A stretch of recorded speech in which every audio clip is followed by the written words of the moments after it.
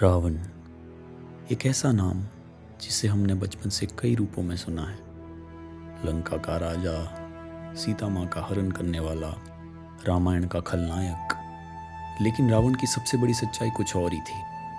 वो सिर्फ दुष्ट नहीं था, वो महान था, विद्वान था, तपस्वी और वीर था। और सबसे बड़ी बात, वो महादेव का भक्त था। जी हाँ, रावण भगवान शिव का भक्त था। लेकिन फिर एक दिन उसने कुछ ऐसा किया कि भगवान शिव को उसे उसकी असली जगह दिखानी पड़ी। रावण की सबसे बड़ी ताकत उसके 10 सिर नहीं थे।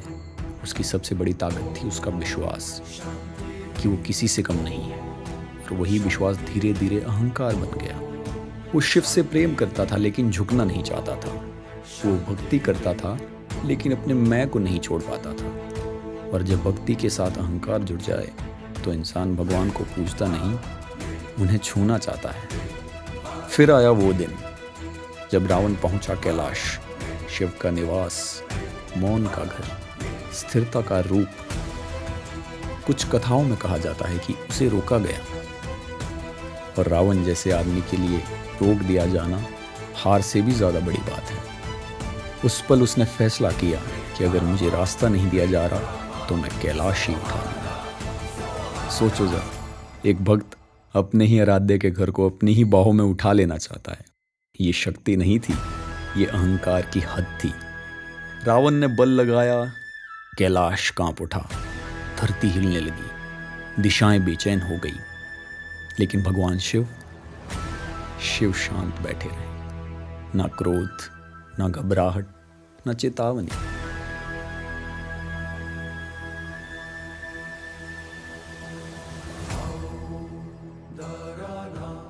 फिर महादेव ने बस अपने चरण का एक अंगूठा कैलाश पर रख दिया।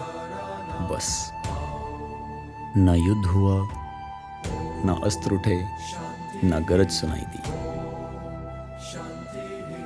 और रावण जो पर्वत उठाना चाहता था, उसी पर्वत के नीचे एक पल में दब गया। एक अंगूठा और दशानन टूट गया।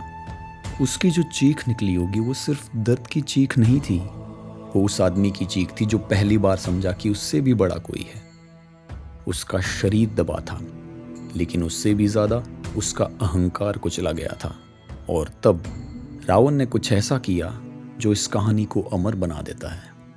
उसने विरोध नहीं किया, उसने शिव को दोष नहीं दिया, उसने अपनी पीड़ा को स्तुति में बदल दिया। कैलाश के नीचे दबा हुआ रावण महादेव का गान करने लगा, उनके तांडव का, उनके भयानक और अनंत रूप का गान करने लगा। और इसी स्तुति को दुनिया शिव तांडव स्तोत्रम के रूप में जानती है।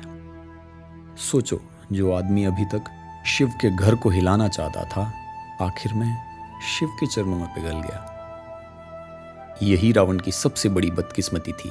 उसके पास ज्ञान था पर शांति नहीं, शक्ति थी पर सीमा का बोध नहीं, भक्ति थी पर पूरा समर्पण नहीं।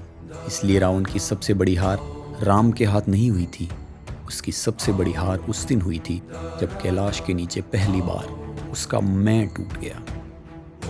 ये कहानी सिर्फ रावण की नहीं है, ये हर उस इंसान की कहानी है जो भगवान से कृपा तो चाहता है लेकिन अपना अहंकार छोड़ना नहीं चाहता।